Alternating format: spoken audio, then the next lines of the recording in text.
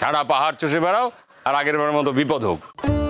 আর চট করে বিপদ হবে না জেঠুমনি। আর বিপদ হলো, বিপদ হবে বলে কি সবসময় হাত পা গুটিয়ে বসে থাকবো নাকি? তুমিও যেমন সবসময় ভয়ে ভয়ে থাকবো নাকি? যাবে জেঠুমনি? তুমি যদি যাও আমি তোমাকে অনেক ভালো ভালো রান্না করে খাওয়াবো। আমাদের ওই ঘরটা তো এখনো আছে। আমি জানি তোমার একটু কষ্ট করে থাকতে অসুবিধা হবে। আচ্ছা ঠিক আছে, দেখি কবে যেতে চাও? এখন তো এমনিতেও ঘর বাড়ির ক্রাইসিস আছে। আমরা ফিরে আসার মধ্যে হস্টেল অ্যাকোমোডেশনটা পেয়ে যাব। মানে প্রিন্সিপাল স্যার তো সেরকমই বললেন। সেই কটা দিন না হয় আমরা পালাতে চাইছিস? না জেঠুমনি, পালাতে চাইবো কেন? নিজের বাড়িতে যেতে চাওয়াটা কি পালানো? দাদা, কখন থেকে তোমায় খুঁজছি তুমি জানো না। গুড্ডি কলেজে আসেনি দেখে ভাবলাম হয়তো তোমায় খুঁজেই পাবো না, যা শেষ পর্যন্ত পাওয়া গেছে তোমাকে। বাবা, কি ব্যাপার, তোমার আজকে ক্লাস নেই? বাবা বাড়ির দুটো লোক নিজের বাড়ি ছেড়ে রাস্তায় রাস্তায় ঘুরছে, বাড়ি খুঁজছে। আমি ক্লাস করাতে চলে যাব নিশ্চিন্তে। আমাকে আমি বোধহয় এতটা অমানুষ নই বাবা। রাস্তায় রাস্তায় ঘুরে বেড়াবো কেন? তুমি তো জানো তোমার বাবা চাকরি করে। তোমার বাবা থাকার জন্য একটা ঠিকানা ঠিক খুঁজে নিতে পারবে। ওই বাড়িটা কি একা পিকলুর নাকি দাদা? বাড়িটা তোমার, তোমার আশ্রয় আমরা সকলে মিলে থাকি। সেই বাড়িতে যদি তুমি না থাকো, ওই বাড়িতে থাকার মতো অধর্ম আমি করতে পারবো না। তুমি গুড্ডি তোমরা দুজন ও বাড়িতে ফিরবে, তোমরা থাকবে, তাহলে অন্তত আমি থাকবো, নয়তো আমি থাকবো না। বোকার মতো কথা বলো না, যাও বাড়িতে যাও। আমি জেঠুমনিকে অনেকবার বলেছিলাম বাড়ি যাওয়ার জন্য। সেটা আমি অনুমান করতে পারছি। বাবা তোমাকে ছেড়ে যাবেন না, সেটা আমি খুব ভালো করে জানি। বাবাকে আমি চিনি। গুড্ডি, আমি জানি পিকলু তোমাকে অপমান করেছে, কিন্তু এসব সত্ত্বেও আমি তোমাকে বলছি, একবারও কি বাড়ি যাওয়ার কথা ভাবা যায় না? আমি তো পাহাড়ে যাচ্ছি। পাহাড়ে? হঠাৎ? কবে যাচ্ছ? যাচ্ছি, এরই মধ্যে যাব। এক্ষুনি ঠিক হয়েছে। জেঠুমনিও বলছে আমার সঙ্গে যাবে। বাবা, হ্যাঁ বলেছি যাবো। কেন, অসুবিধা আছে তোমাদের? তোমাদের অসুবিধা থাকলেও আমার কিছু করার নেই। বাবা আসলে তো তুমি কোথাও যেতে চাও না। আরে যেতে চাই না আবার কি, স্কুল থাকে, ছাত্রছাত্রী থাকে, তাই। আমার রিটায়ারমেন্টের পর তো আমি ঘুরে ঘুরে বেড়াবো, আমি তৈরি না বাড়িতে বসে থাকবো। দেখে এখন এসব কথা নিয়ে সময় নষ্ট করে লাভ নেই। যাও যাও, তোমরা যাও। বাবা তোমাকে না নিয়ে কিন্তু আমরা যাবো না। এই ছেলে মানুষগুলোর কিন্তু কোনো মানে নেই। ছেলে মানুষই করছি না বাবা। পিকলুর এই আধিপত্যটা আমরা মেনে নেবো না। তাতে যদি পিকলুর মনে হয় যে পিকলু এখানে থাকবে না, পিকলু পোস্টিং নিয়ে অন্য কোথাও চলে যাবে, তাহলে পিকলু চলে যাক, কোনো অসুবিধা নেই। এক্স্যাক্টলি। আর বড় বৌদির কথা তুমি একবারও ভেবে দেখছো না? সে মানুষটা কিভাবে থাকবে, কার ভরসায় থাকবে ওই বাড়িতে যদি তুমি না ফেরো? আর তাছাড়া সমাজের কাছে একটা জিনিস, একটা মেসেজ যাচ্ছে যে একটা মেয়েকে আমরা বাড়িতে কিছুতেই থাকতে দিচ্ছি না, কোনো না কোনো ভাবে তাকে বাড়ি থেকে বার করে দিচ্ছি। এটা তো ঠিক না। এর একটা প্রতিবাদ হওয়া দরকার। আজকে যদি আমি না আসতাম, গুড্ডি একা আসতো শুধু, তাহলে কি তোমরা একই রকম ভাবে প্রতিবাদ করার কথা ভাবতে? আমার বিশ্বাস ভাবতে না। শুধু গুড্ডির জন্য কি তোমরা এসব ভাবতে যেতে? ভাবতে না। আমি কি খুব ভুল বলছি? নিজের অন্তরকে প্রশ্ন করো। ভাবতাম দাদা, নিজের অন্তরকে বারবার প্রশ্ন করেই এই উত্তর পাচ্ছি যে ভাবতাম। আমাদের ভেতরে এখনো বিবেকবোধ একেবারে মরে যায়নি দাদা, এইটুকু বিশ্বাস করো, এইটুকু ভরসা করো নিজের ছোট ভাইটার উপরে। হ্যাঁ, এটা ঠিক কথা যে আমরা পিকলু আর গুড্ডির বিয়েটা হয়তো মেনে নিইনি, কিন্তু গুড্ডি ও বাড়িতে থাকবে না, গুড্ডিকে ও বাড়ি থেকে তাড়িয়ে দেওয়া হবে, এরকম কোনো ভাবনা অন্তত আমার মনে কখনো আসেনি দাদা, বিশ্বাস করো। এইটুকু ভরসা নিশ্চয়ই ছোট ভাইটাকে করবে দাদা।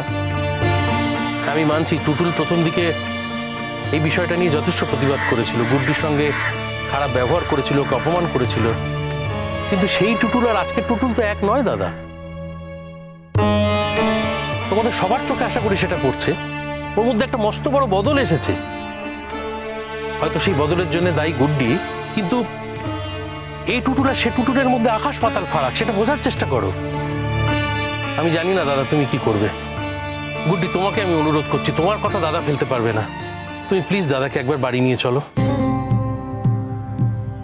আমি আবারও বলছি, ও বাড়িটা একা পিকলুর নয়, ও বাড়িটা আমাদের সকলের, বাড়িটা দাদার। আর ওই বাড়িতে যারা তোমাকে অপমান করেছে তারা মস্ত বড় ভুল করেছে গুড্ডি। তার একটা জোরালো প্রতিবাদ হওয়া দরকার। অন্তত সেই জন্য তোমরা দুজন ফিরে চলো প্লিজ। জেঠুমনি আমাকে যা বলবেন তাই হবে। আজকের দিনে দাঁড়িয়ে আমার জীবনে জেঠুমনির বাইরে সব থেকে বড় সত্যি তেমন কিছুই নেই। আমি জানি জেঠুমনি যা করবেন আমার ভালোর জন্যই করবেন, সে বিষয়ে আমার কোনো সংশয়ও নেই। জেঠুমনি যদি আমাকে বলেন যে আমি বাড়ি যাব, তাহলে আমি নিশ্চয়ই যাব। তাহলে ও বাড়িতে ডিভোর্সটা হবে কি করে? এক বাড়িতে থাকলে তো ডিভোর্স হয় না। এক বাড়িতে ওরা থাকে ঠিকই, কিন্তু থাকে তো আলাদা আলাদা ভাবে।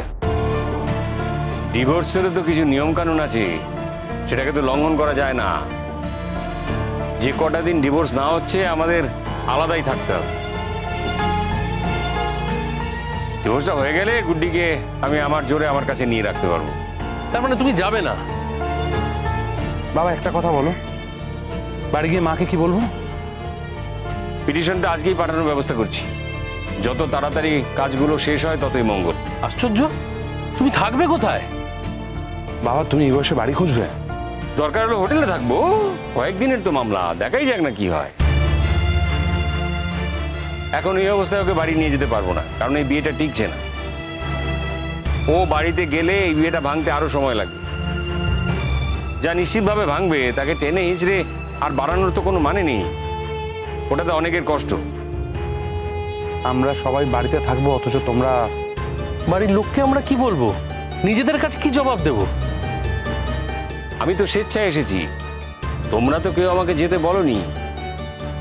তোমরা কিছু ভেবো না, আমি নিশ্চিন্ত জায়গাতেই থাকবো। শোনো, এমনও হতে পারে যে আমি কারো কাছেই থাকলাম না। আমি বলতে ভুলে গেছি, তোমাদের শুভ কাকুর ফ্ল্যাটটা তো খালি পড়ে আছে, সে তো ব্যাঙ্গালোরে থাকে। আমি যদি বলি তার বাড়িতে থাকবো, সে ধন্য হয়ে যাবে। তাই থাকার জায়গা নিয়ে কোনো চিন্তা করো না। দরকার হলে আমি তোমাদের সাহায্য চাইবো, বলবো তোমাদের। বাবা তুমি তো কোনোদিন সাহায্য চাইবে না। তুমি চাইবে সাহায্য? তোমাকে চিনতে আমাদের বাকি আছে বড়দা। বুঝতে পেরেছি Guddi, I am sorry, extremely sorry. তুমি আমার জীবনে এত বড় উপকার করেছো, অথচ আজকে আমার জন্য, আমাদের জন্য তোমাকে রাস্তায় রাস্তায় ঘুরতে হচ্ছে এবং আমি কিচ্ছু করতে পারছি না।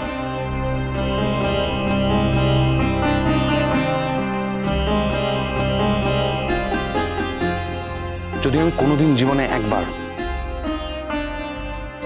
সুযোগ পাই গুড্ডি, আমি তোমার সব অপমান ভুলিয়ে দেবো, কথা দিচ্ছি। পারলে ক্ষমা করো বাবা।